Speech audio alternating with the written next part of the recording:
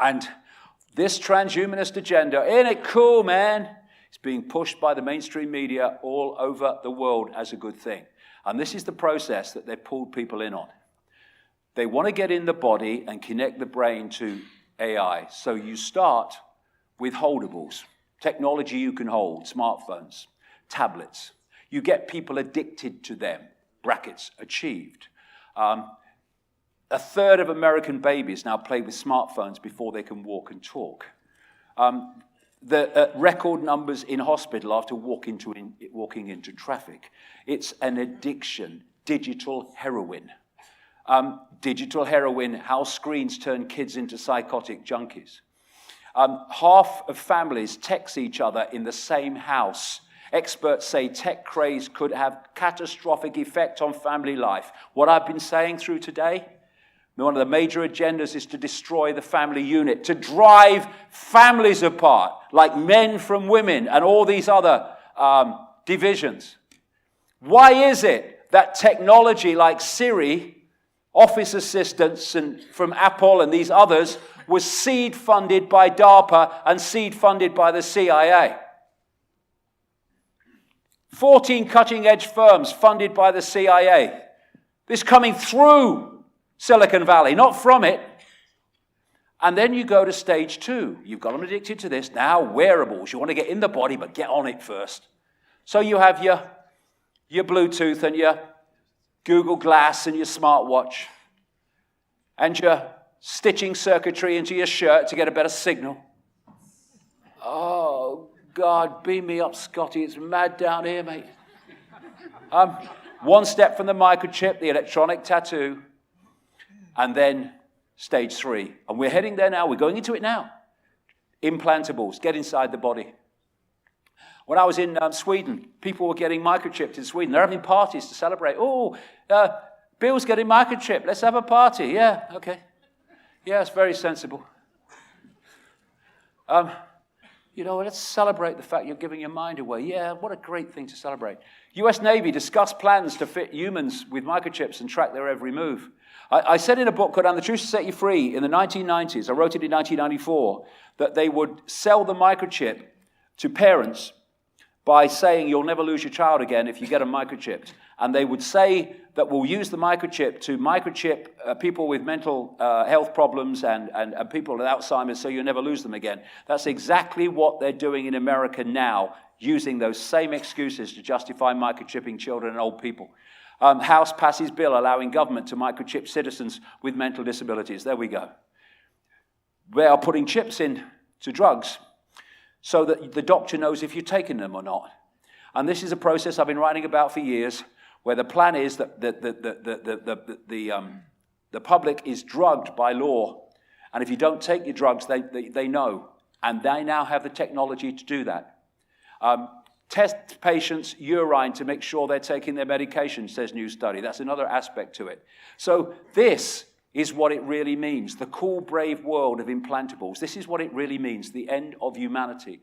At the end of this road, I started out with my iPad, then Google Glass and my Apple Watch, and onto the microchip. Then next came, my sat-nav said this way. That's where it's go. Well done, you. This guy died in 1963. He had it stitched up because he had access to the projected agenda. Aldous Huxley, people will come to love their oppression, to adore the technologies that undo their capacities to think. This is an academic at Reading University in Britain called Kevin Warwick. Every time I see Kevin Warwick, I feel a deep depression. He's selling this transhumanist agenda, and he said, if a machine is passing down signals that keep you completely happy, then why not be part of the matrix? Well, I don't want to be you. That's why. Who am I? Whatever AI tells you you are. This is what they want to do. Turn humans into them. And already the human brain has been rewired. They're turning humans literally into goldfish with the attention span of goldfish. This has been shown in studies. Because what they've found, they thought that when the brain was formed, that was it. It was formed, it don't change. They know different now, big time different. They talk about something called brain plasticity. And that is the brain changes the way it processes information, i.e. perception, on the basis of information received. So you change the information received, you'll change the way the brain operates, placidity. So this bombardment of electrical digital stimulus that people, especially the young, are getting from this technology they're constantly on is changing, rewiring the brain. There have been many, many mainstream studies that have shown this and how it's destroying, for instance, like I say, attention spans. People can't read a book anymore because they can't concentrate for long enough. They're going to pick the phone up. When you see people, they're on the phone and they put it down and then they have to pick it up again. They can't leave it. Why? Because the brain has become addicted to that electronic stimulus and it goes into cold turkey when they put it down and have to pick it up again. This is what's happening. The transhuman generation, 1 in 5 teenage boys have best adventures on video games. What I said earlier about the creation of the world army to impose the will of the world government, that's not meant to be a human army eventually. It's meant to be an AI army, a robot army. The robot takeover, DARPA, Google have been involved in this, again, developing these robots to take over the military. So even the military will be controlled by AI. Killer robots will leave humans defenseless, says Professor. That's why it's being done. Again, that's what they're missing. First person killed by a police piece of technology in America. All these military technologies are being transformed into AI technologies where artificial intelligence is running the show and deciding what they do. The Pentagon wants drone swarms to support infantry, came out this week. US military to have more robot soldiers than humans by the year 2025. Robocops are coming to London. They're already in Dubai. They've got robot cops in Dubai. And what we're looking at, because the Matrix was so predictive, because whoever was behind it knew what was coming, you had the Sentinels, artificial intelligence machines controlling humans, everything. How do we get there? We cull the population. There's so many documents showing that they want to cull the population by enormous amounts. And indeed, Nick Rockefeller told Aaron Russo, as I said earlier, that there was going to be a dramatic reduction in the population. And if you're going to have in America anything like that, there has to be a massive reduction in the population. And one of the reasons that they are quite happy to do this is because of the AI takeover. They don't need humans like they have up to this point. Human jobs are disappearing in a fantastic speed because of AI. A Chinese company replaces 90% of workers with robots. Robots could take over millions of jobs in the next 15 years. This is a bricklayer that lays bricks six times quicker than humans.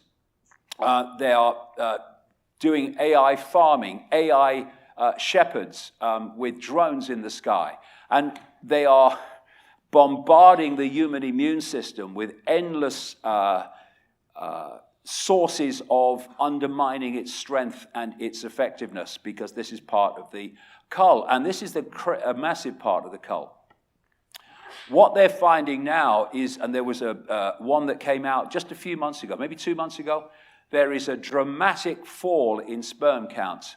And they say they don't know why. Well, it's part of the cull. It's part of reducing the human race. And another thing that's coming, affecting the cull is what's coming out of the sky, not least through aluminium.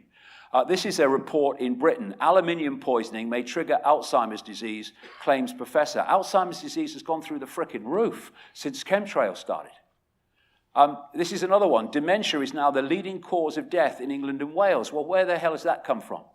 It's coming from the sky. Bees suffer dementia due to metal pollution. Aluminium contamination may be behind insect decline. It's coming from the sky. Also, all this radiation, GMO, vaccines, absolutely crazily, 74 vaccines in some countries before the age of 17, massively insane. The target of the vaccines is the human immune system. So we become open to other things. And this is why they want mandatory vaccinations, because people are starting to say, hold on a minute, I'm getting a bit concerned about these vaccines and what they're doing. Oh, well, it was your choice to have them. If you're making the choice not to have them, they're now becoming compulsory, because they're massively part of this whole process as well. And so we also have drugging the population.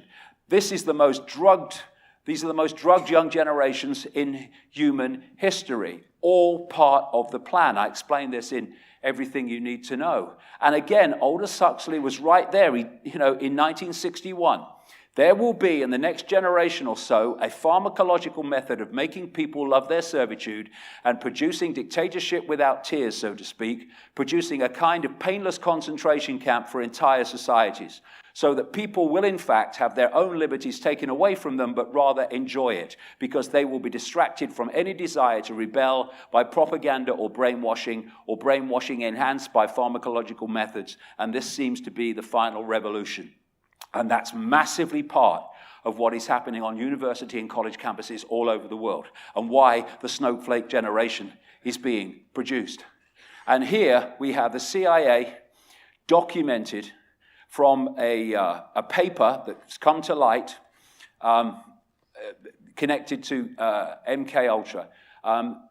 The CIA documented long-range planning for a drugged and debilitated society.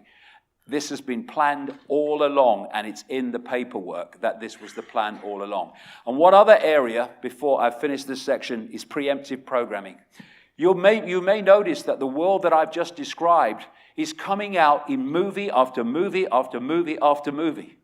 Why? It's something called preemptive programming. The world they want to take us into is so fantastically different to the world we've been in that there is a strong chance of people going, what's going on? What's happening?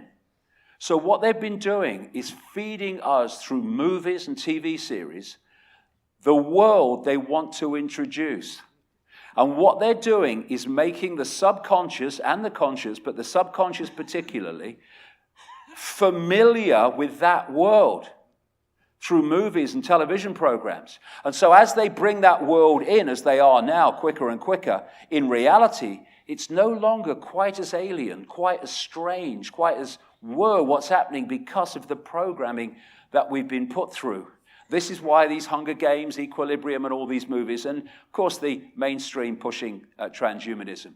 And the idea is you put the preemptive programming into the subconscious mind, and it goes through to the conscious mind as a sort of familiarity with what would be very alien otherwise. That is what's happening.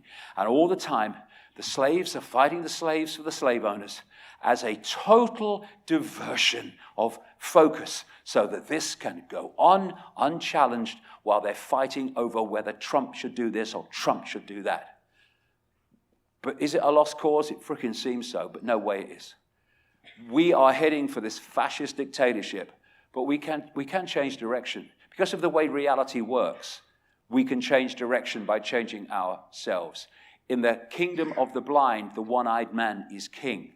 When we become the two-eyed, third-eyed man and woman, consciousness, then the game can change, and it can change very quickly, because we're heading there. We could be here. It's just a choice, so we need to make it now. We can paint a better world. And to understand how, we have to see the connection between perception and frequency, and thus how we change this world from what it is to what it can be, far faster than anyone can imagine who thinks this is a solid world of limitation. I'll be back in half an hour to talk about that. Thank you very much. Thank you.